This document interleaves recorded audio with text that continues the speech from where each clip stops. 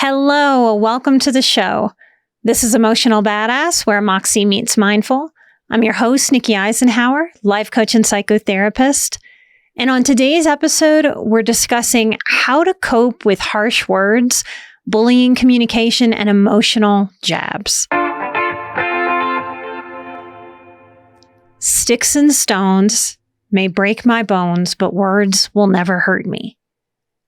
I grew up hearing this from adults again and again and again, and it absolutely puzzled me. It didn't help at all.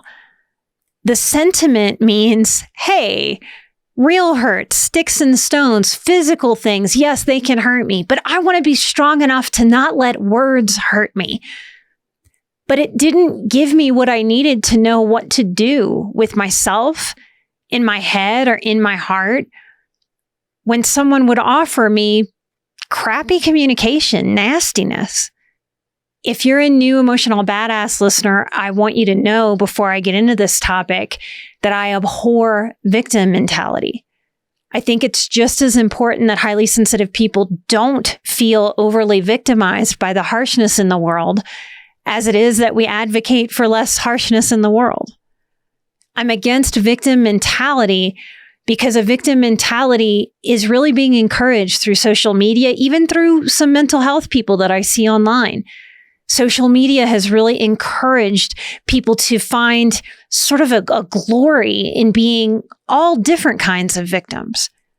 This will not help a highly sensitive person feel fulfilled or satisfied or grounded, peaceful, happy, all the things that we want.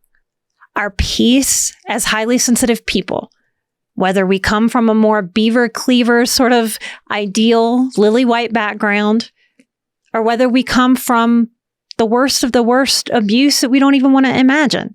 Our power and our freedom is from taking responsibility about our inward self, our relationship with ourselves. And that is where we find the strength to manage what is difficult, what is harsh, what is unawakened, unevolved in the human condition out there in the world. No matter how imperfect and flawed any individual, any family, any history of any country, any circumstance may be, we are each individually tasked with working within the systems and the dynamics that are at play. And we are tasked with making the very best for ourselves and our lives, for ourselves and our lives. This is the most we can do. This is the healthiest mindset we can have. When it comes to me talking about dysfunctional communication, I want you to hear me loud and clear that my belief, you're welcome to disagree with me, but my belief after 19 years as a mental health professional is that every single human being who lives a full life, full of intimacy risks, full of failures with ourselves and each other, full of getting back up agains in relating to others after we fall down, after we make mistakes, screw-ups, every human being is now or will be guilty of abusive and/or neglectful communication at some point. I don't believe we can get through this life without being verbally hurtful to one another. Human beings lash out and shut down. It is human to be messy in this way. It's human to make mistakes. It's human to put our own foot in our mouths, to say something that we didn't intend or that sounded differently in our heads, or to let our anger find our words and come together to be nasty. Whether we say that nastiness aloud for other ears to hear, or whether we sit on it in secret. It is normal and human to make mistakes in such a way. It's also normal and human to grow, to repair, to sort of live another day, to do better from the pain, the discomfort, the guilt of making such communicative mistakes. What is dysfunctional is the shirking of our own responsibility on the individual level. Now, I want to try to name some specific communication traps, basically. And I want to encourage you to bravely evaluate yourself, because it does take courage. So bravely lean into evaluating yourself as much as people who have impacted you with such communication. And know that none of this is about blame. It's about awakening to what maybe never did serve us and certainly isn't now, and awakening to the power that we each have to let go of what never did serve us so that we have the spaciousness to pick up what can serve us, what can help us reach all of our emotional goals and healing. Some of you listening, this will be specifically for you and not all of you listening, but some of you out there present to other people as the absolute kindest on the planet. The type who would say, I've never and would never lash out at someone or tell someone off. What I know to be true is that some of you who could be described in such a way where no one would ever suspect that deep in the recesses of your mind, you are the most brutal to yourself. We don't grow from shaming or belittling ourselves, y'all. We grow from accepting wise direction from our own wisest parts, the parts that are willing to grow in us and guide us. We cultivate a willingness to guide our most immature parts toward maturation, towards peace, towards progress, not perfection. Find Emotional Badass wherever you get your podcasts. Make sure to hit that subscribe and follow button. Y'all, most of our listeners are not hitting the subscribe and follow button. Please take a moment. It really, really helps us with the behind the scenes success of the show to hit that subscribe and follow button. You will get more videos like this in your feed and never miss a thing. So I want you to understand the impact of harsh words on ourselves or on each other. There's a weight to words, y'all. And I am not fond of being super word police. I think that often misses the point. Words are powerful, but they're only a part of communication. But what's almost more important to me than the words is the combination of delivery, intonation, tone, voice, volume, facial expression, eye expression, head tilting, hand placement, what I might call spatiality, like sitting or standing, your hands in your lap or palms on the table. All of our movements, all of our energy is a huge part of communication. When I teach boundaries, I share a story about me working in an old airport restaurant in New Orleans, where World War II pilots would gather every Saturday to eat and fly and share old war stories. And one of my favorite old guys would greet the others by saying, "Hey, you old son of a bitch." But with so much love. If I wrote that down on a piece of paper, you'd think, what is wrong with this guy? That's not the way to greet somebody. How rude. But to be in his energy, to be in the light of his eyes, that special smile he had while he delivered such a message. The words wrong. The delivery, oh so right. Now, kind words can also be delivered with a biting sarcasm, a harshness that defies the words in delivery.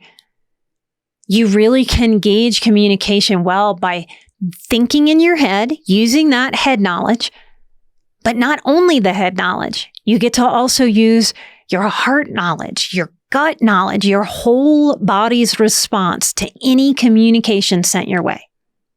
Harsh words affect sensitive individuals and trauma survivors on a deeper level.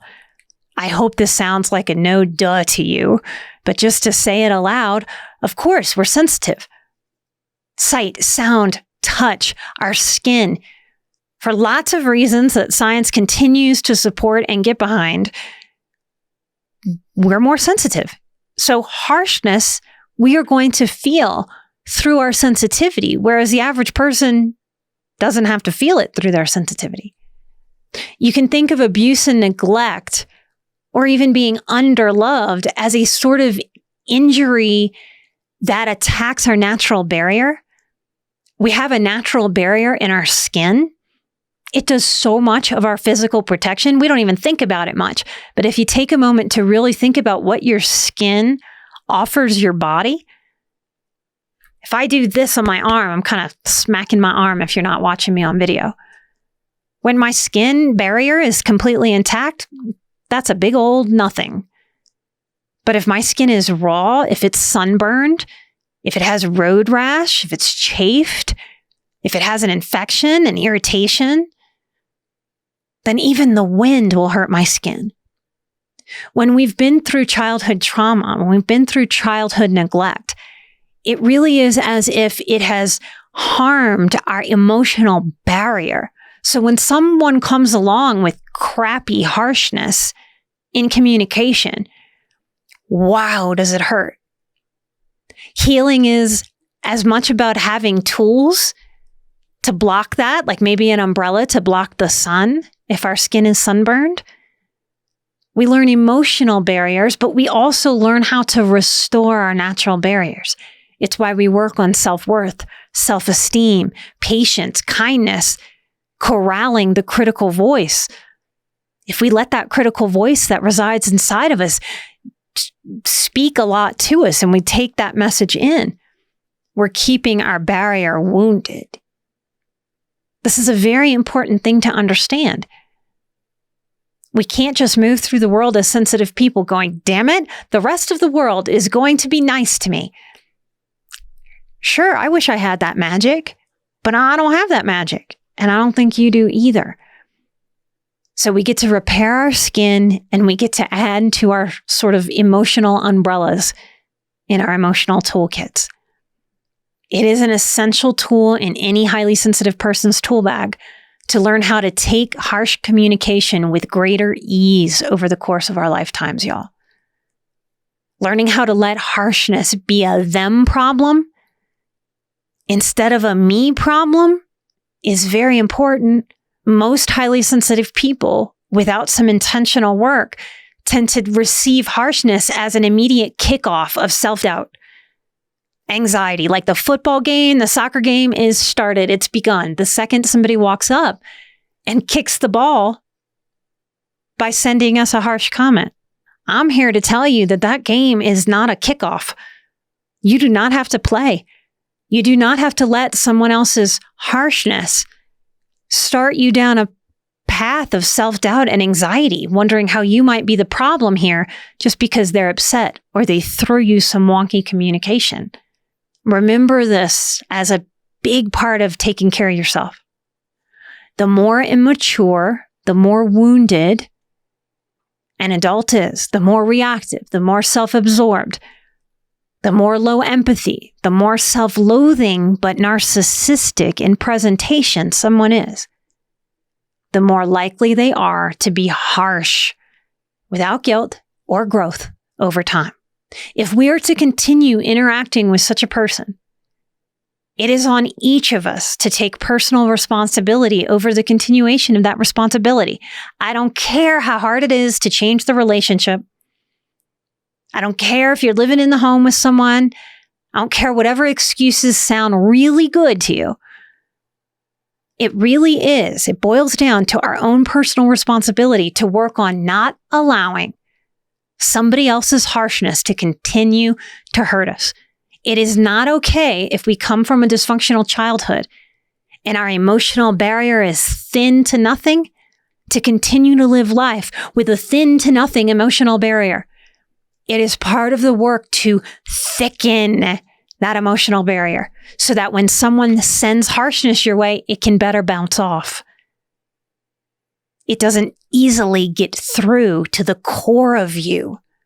One of the things I'm most excited about for 2025 is that I have made my first physical, tangible product.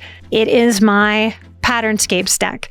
It is a mindfulness and meditation deck that, just like my work, just like you've come to know of me, I give you actionable things for you to do the emotional strength training that will bring you to the internal integration and the emotional strength training that helps you feel more secure, more grounded, more peaceful, lighter, and easier. The deck contains 50 cards and a 70-page workbook, so you can dive just as deeply as you'd like. Feedback from Patternscapes has been that it is me in a box, that people have been shocked at how impactful this deck is to their lives. I've even had someone say, wow, this is finally key to me quitting smoking cigarettes. If you would like a tangible that you can take out and hold when you are having a struggle, when you are strength training, this is it. Come to getpatternscapes.com or go to emotionalbadass.com to order yours today. Shipping is free, and if you want 2 or 3 to give as gifts, we have significant discounts for you. Light and love, and I hope you all continue to have fun with Patternscapes. Another hard truth that sometimes stubborn, highly sensitive people don't want to admit to themselves is that sometimes it is reasonable to do this work to stay in relationship with dysfunctional people, with dysfunctional communication patterns. And sometimes we cannot take care of ourselves while continuing these relationships. Sometimes this cannot be done without us going away. And each of us is tasked with having to do the deep down work of making that decision. What I'm saying is not permission to justify running away here. This is a tip you can take or toss. In working with thousands of highly sensitive people, I have come to believe that this life forces highly sensitive people to learn the lesson of no longer absorbing the harshness of the world. And I say this with so much love and light to you. You can either learn it now or you can learn it later. And that will mean the universe sending you more and more and more and more difficult people until you learn how to manage this, because it is in the population, y'all. And it does not seem to be going away anytime soon. There really are some long-term psychological consequences of continued harsh, brutal communication. I want to acknowledge this. That whole sticks and stones may break my bones, but words will never hurt me. Boy, do I wish it worked that way. Verbal aggression, abusive, repetitive, harsh belittlement can lead to self-doubt, identity struggles. It picks away at who we are. We can be just as strong as we can be for us. We can have every tool possible in the toolkit. But this type of communication style, when someone is very committed to it, it is like a chipping away. It is like a prisoner in a cell who is just chipping away to dig their hole out of the prison. And it is as if, just like that prisoner has all the time in the world to just chip away at that wall or to chip away at you. It can make us struggle with identity. Who am I? Am I a doormat? Am I a strong person? This is also part of what makes us not like and love our own sensitivity. We think sensitivity is the problem here. This wouldn't hurt as much if I wasn't as sensitive. That's not the solution, y'all. We need a barrier for our sensitivity. Just like our heart gets multiple barriers, not just the skin. We have a rib cage. Y'all, nature knew our hearts needed a cage and skin. Isn't that amazing? Nature shows us that we have permission to have different barriers. We can build them for ourselves. It's why we live in homes, most of us, with doors that we lock. We get to have barriers, y'all. When we're children, we can't choose otherwise. We can't pick up car keys and leave the house. We can't say, I am turning in this mother or father and getting a new model. We have to grow up in these families. We can't make those choices as children. To me, this is the difference. It's not age. The difference between childhood and adulthood is that as an adult, I have the power to choose, no matter how difficult, no matter how heart-wrenching some of those choices play out to be. Consequences of growing up in a verbally abusive home are that we can be severe people pleasers, extreme people pleasers, giving away all the smiles, all the encouragement, all the love, all the support, all the forgiveness, all the showing up for other people that we really desperately want and need for ourselves. Codependent people, one of the sayings is we give away what we most need, what we crave. Growing up in a verbally abusive household is a setup for addictive behaviors, because these are our best attempts to self-soothe when we don't know differently or better. Drugs, alcohol, sex, shopping. Of course, it makes logical sense to try these things when we feel so awful inside and outside. Another consequence is that we might live a smaller life due to fears of taking risks. We might have difficulty setting boundaries in adulthood. We might not know the difference between a dangerous risk and a healthy, necessary risk in reasonable relationships. And we might, just out of the whole human condition that we are habitual creatures, we may accidentally align ourselves with more verbally abusive people just because it feels familiar to our system. When we're kids, we cannot leave. But as adults, empowerment means that we give ourselves permission to make choices. Of course, some of these choices are not easy.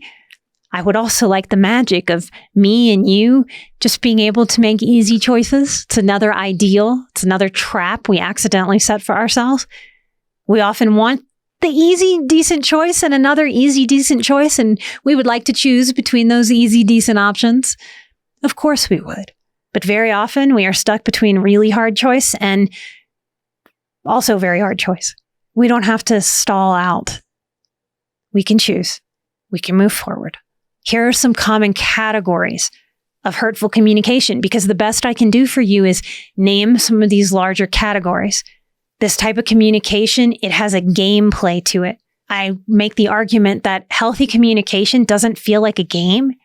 It feels like a back and forth that feels easy and light and like we're just fairly sharing the ball. It doesn't feel like a power struggle game. It doesn't have a darkness to it. It doesn't have a confusion.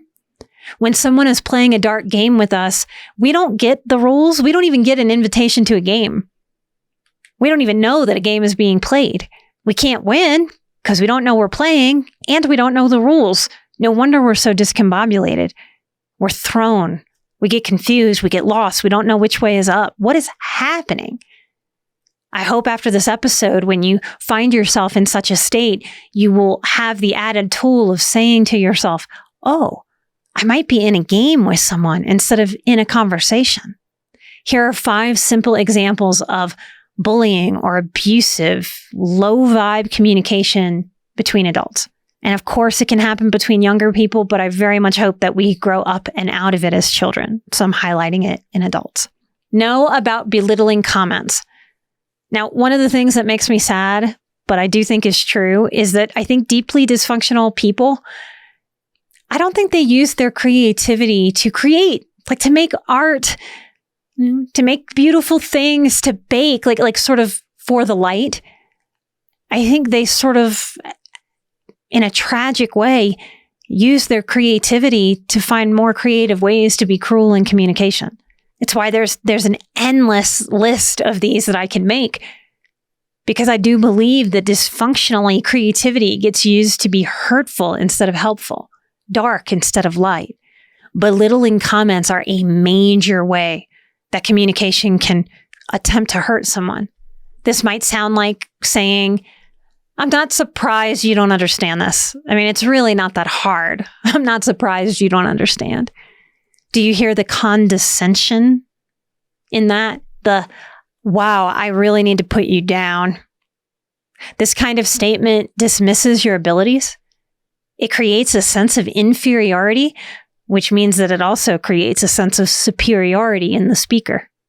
How to hold yourself in light and love when someone walks up to you and attempts to belittle you, your life, your existence, your mind, your heart, whatever. I want to encourage you just to know that this is a thing. This is half the battle. Help yourself in this moment. Take a deep breath and get perspective.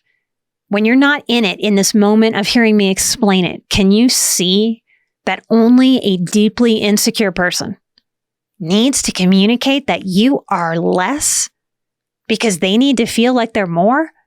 If they actually felt more okay with themselves, if they actually felt the confidence that so many abusive people work double time to project because it's fake and phony, you don't have to work double time to project it if it's honest. A healthier person does not need you to feel less than. Know and practice that you are enough in the face of this dynamic.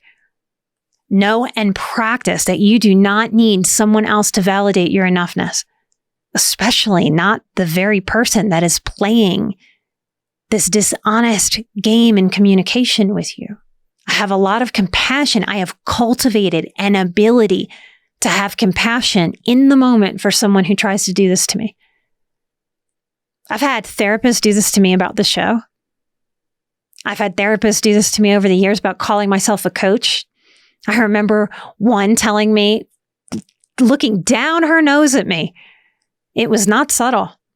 I would never call myself something less prestigious than what I earned in my academic career. In that moment, I knew this information. I had practiced it.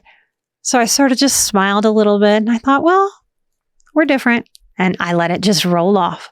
I'm doing something fun and interesting and very helpful in my career.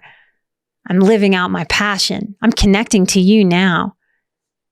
I know and trust that anyone in my world that needs to poo-poo that, they're struggling in some way. And when I give them grace, even within myself, even when they don't even know that I'm giving them grace, I'm giving me grace too. Yes, they didn't have to say that. They don't know any better. What a sad way to move through the world, needing to kick other people down. I have compassion for them, and that helps me find compassion for me. Younger me didn't know how to do this, so younger me would get triggered.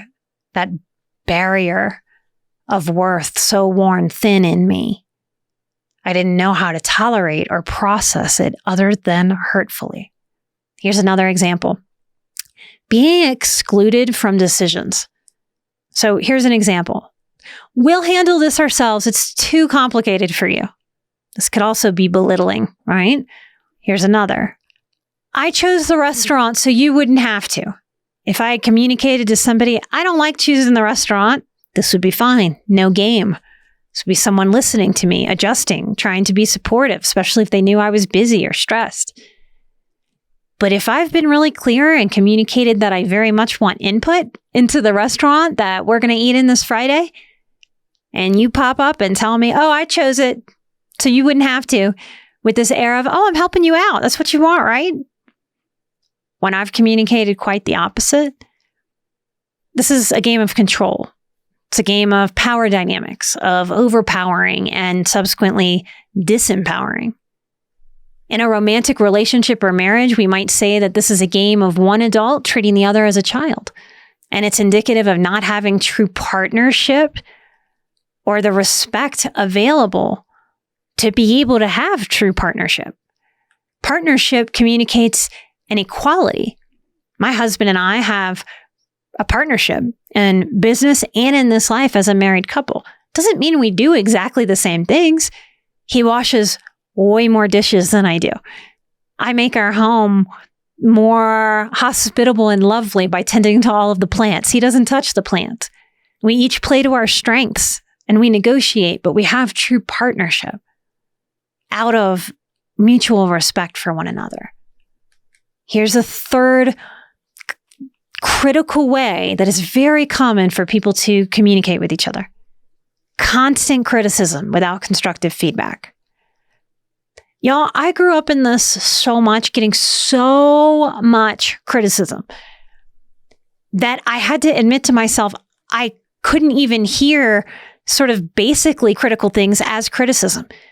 So my younger self could be critical and really not know that I was being critical because criticism had been sort of taken so far, like a kite with a really long string, taken out so far, I can't even see the kite anymore. I had to really reel in that kite. I had to reel in the amount of criticism that I had grown up with and really reevaluate language, the vibe of criticism, what it was to be more positive in feedback.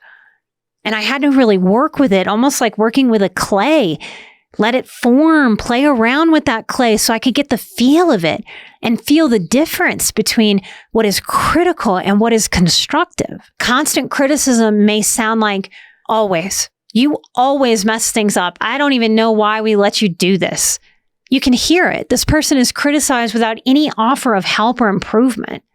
This is just an attack. It's not feedback. It's an attack on your competence. It's an attack on your value as a human being. It's too global. It's too big for any one moment or one project or one mess up or one ball dropping. This kind of criticism is like getting stuck on a dead-end street.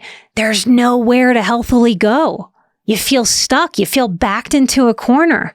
Now, there are some theories that have come out in psychology in the last couple years that suggest that we should never, as human beings, criticize, that there is absolutely no value in it. For me, that is not reasonable. It's not real. And is playing into the very perfectionism and idealism I was mentioning earlier in the episode. I think if it were even possible, like let's say we raise children without ever hearing a criticism, with only hearing perfect communication, only hearing perfectly constructive communication, that attempt is part of what's growing narcissism in our society. I think it is a setup for someone to grow up feeling very godlike. Because a God may escape criticism and human conditions. Humans step on each other's toes. Humans don't step on God's toes. I want to be grounded in real reality. There is no world where I can have a close relationship with someone and not get communication wrong a little bit. Not be tired, grumpy, let something come out of my mouth in a sideways way. We cannot do it perfectly. If someone harshly criticizes you and the criticism doesn't fit, practice tossing it fully out the window. Sometimes when I'm working one-on-one with a client, I will encourage this activity, especially if I know they live in an area where, let's say, religious people or solicitors knock on the door. I encourage them to at least once in their life allow someone to be at the door knocking. And you just sit there and don't answer the door. For highly sensitive people, this is like me telling you to flap your arms to the moon and fly there. This is somehow one of the hardest things I could ever ask a highly sensitive person to do. Why? Because we so value conscientiousness. We wouldn't want to wait knowing somebody's inside. I'm a believer that we need this muscle, that we need to be able to reject some invitations in this life. And how do we do that if we don't practice? You don't have to accept what someone sends to you the way that they send it. You get to evaluate and you get to reject certain things that get sent your way. Now, let's say a criticism does fit, but let's say it hurts or it feels really crushing, like it weighs 1,000,000 pounds.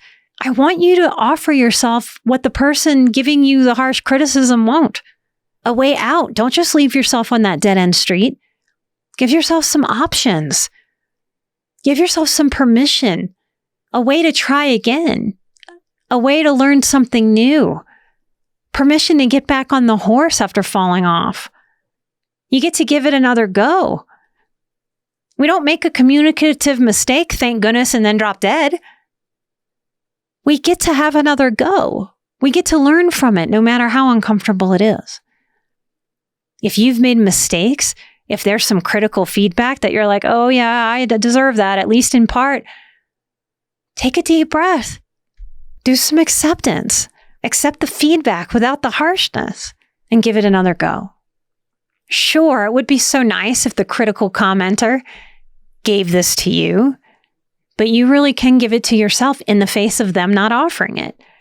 Why wouldn't you give some constructive help to yourself in the face of somebody being royally pissed at you or cruel to you?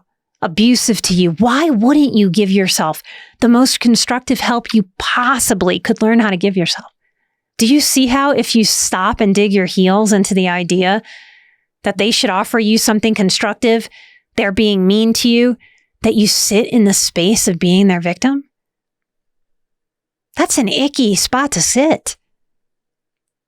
Give yourself what you feel so entitled to from this other person.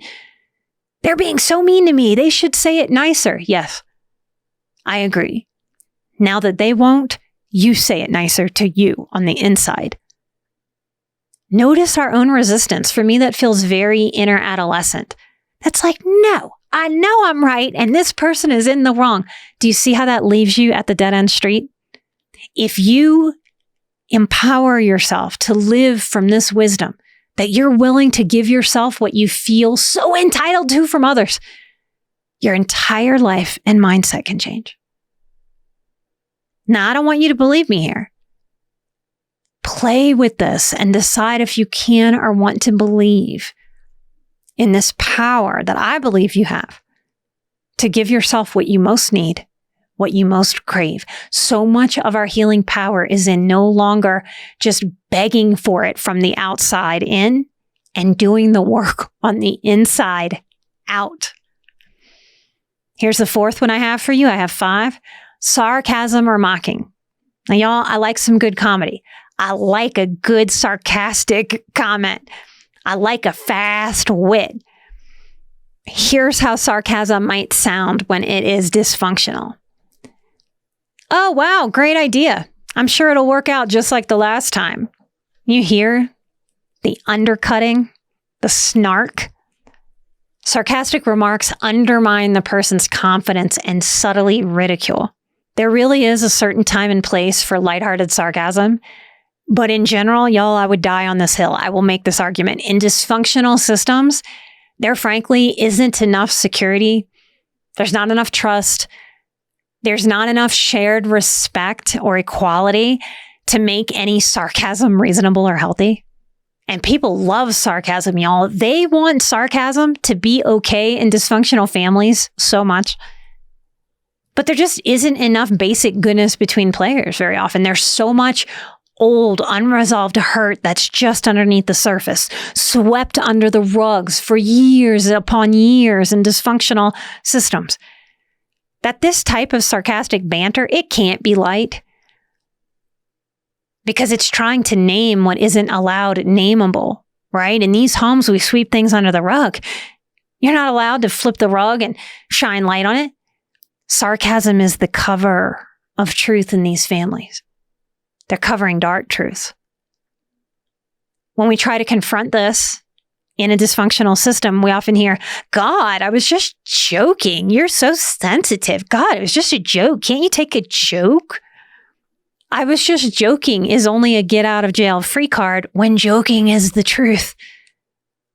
And with a harsh edge under the sarcasm, no, you can't claim joking. Joking doesn't have a sharp edge under it. No joke will accidentally really cut you and draw blood. So believe yourself if someone says, I'm just joking, and they're not. You can also own if you're in a state of being overly sensitive. This is the dance when we're relating. Sarcasm is used very often to just hide and dodge from owning the truth that it covers up underneath. Now, I'm married to my third husband, Chris, who produces the show, my third husband.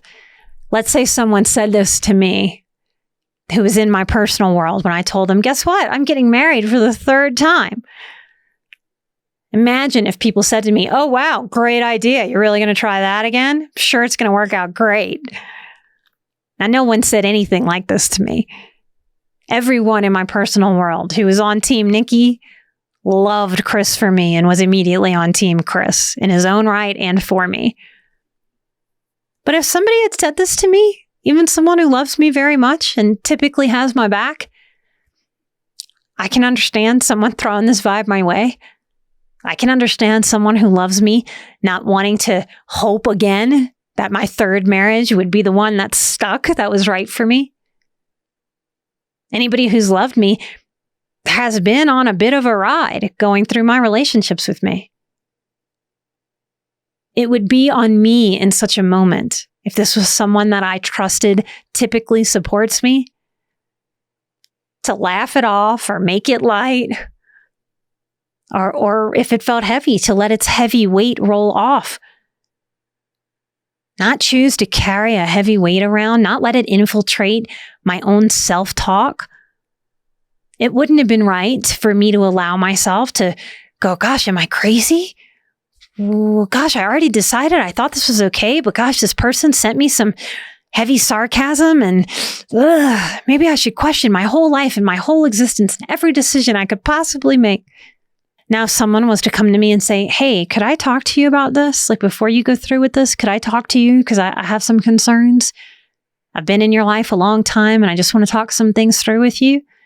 That's not sarcasm. That's not a criticism. That's I love you enough to share my perspective and to give you a truth, even if it's hard for you to hear. It's on me to accept their version or reject it or something in between. It's on me to work on receiving care and concern as care and concern when it is so. It's not on me to accept something as care and concern while someone's being harsh and cruel, telling me how caring they're being. These are the discernments that we need to make. These are discernments that we have to practice making. If we're learning, we'll get it wrong sometimes. And that's okay. It's necessary. It's the only way to get it more and more right. We get to know the difference between a concern and a veiled jab. Here's the 5th example of dysfunctional communication I have for you today. Threatening or intimidating language. Now, this isn't just from family of origin stuff, right? I am old enough now to be able to look at the arc of my life and what has changed over time. Could not have done that at 20, even 25. At 30, I was starting to be able to do it. At 40, I really could get a sense of it.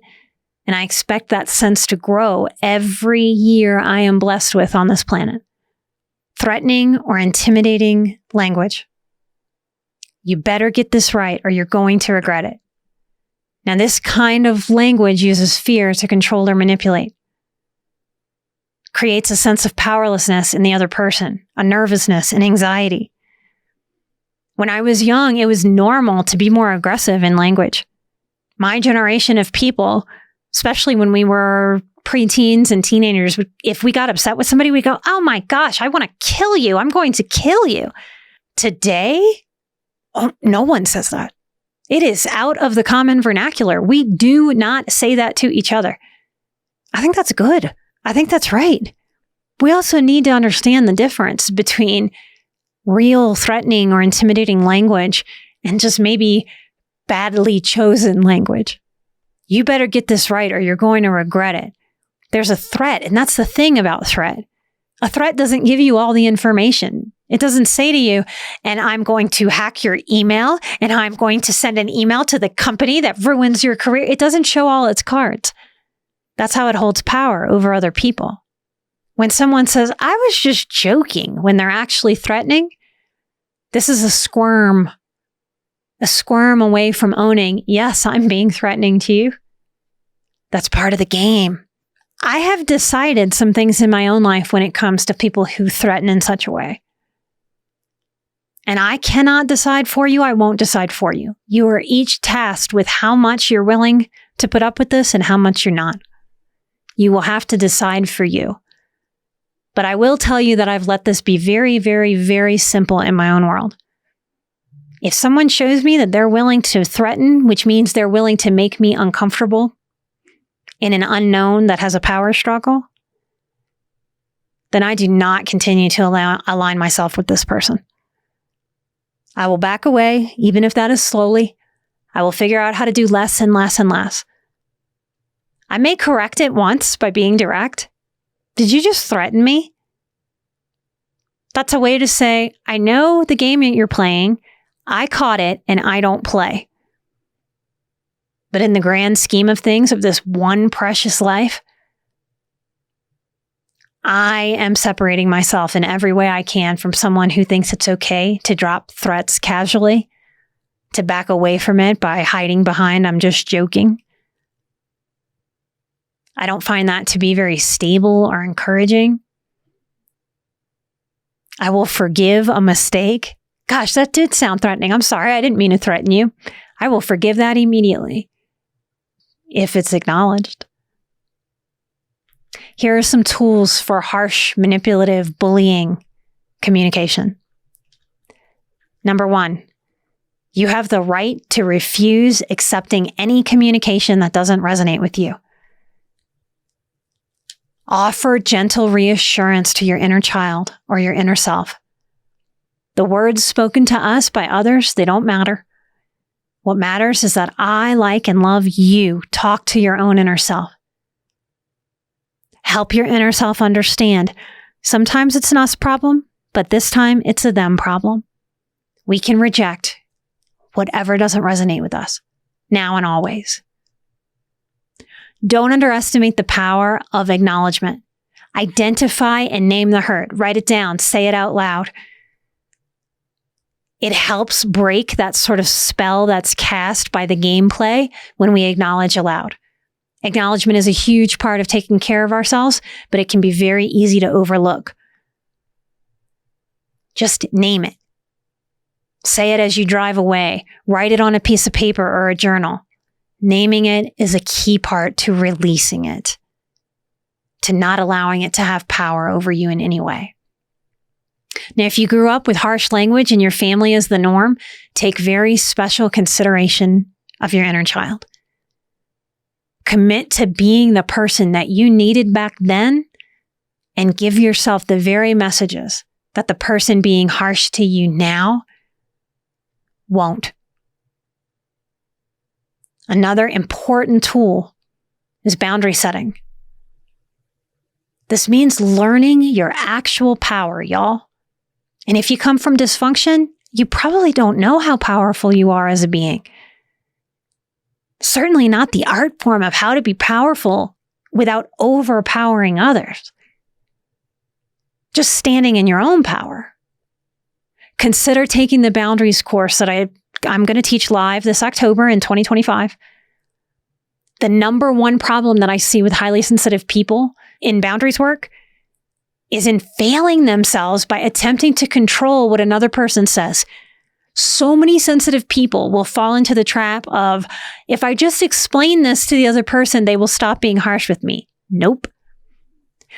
Someone who is consistently harsh with you wants to be. They like putting you down that way. They don't take kindly to you trying to change that game or take that game away from them. That's the game they're playing with you. That's the game they want to play with you. Asking someone to stop saying things that hurt you when their goal is to hurt you, do you hear how that won't work? Ever? Your boundaries are about controlling yourself and not ever attempting to control somebody else. Because if you could control them, you wouldn't need the boundary. Practice mindfulness and self-compassion. Develop practices to ground yourself in the present and offer yourself a kind place to sit, to fall, to wrap your arms around yourself in self-love. Know that as a sensitive person, the average person may not ever need to do anything like this, but we must know that we need to restore our energy. I use a lot of sage. I reset myself with great intention and permission, especially after some kind of bullying encounter, some kind of wonky energy that I don't want lingering on my body, my being, my spirit. I visualize their nastiness returning to them. I didn't ask for it. I did not place an order for it, and I won't receive that package. I am returning to sender. I hope that imagery of a package helps you actually visualize and give it back. You don't want it. Send it back. Bad communication really can linger. It can linger like a stink bomb in the air. We don't have to just sit there and endure it until nature takes its course and clears the air. We can learn to air out our energy, to restore for ourselves, to ground again. This is an ultimate form of respect, an ultimate form of self-care for any highly sensitive person. If you're a listener of the show, if you have come to learn and grow with me and been a student of one of my courses or programs, you are emotional strength training. Even when I don't say emotional strength training in an episode, y'all, all of my work is emotional strength training in action.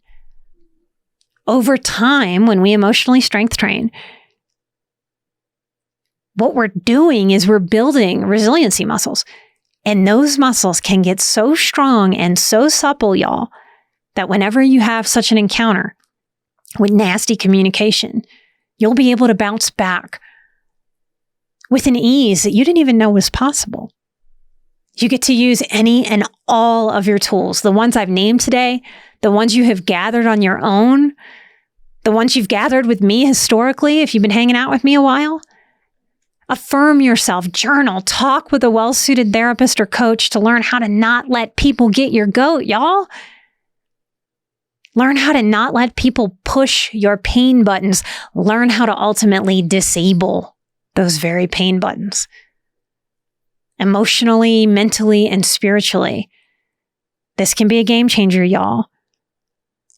you can, as a tool, send a prayer your way. This has nothing to do with religion.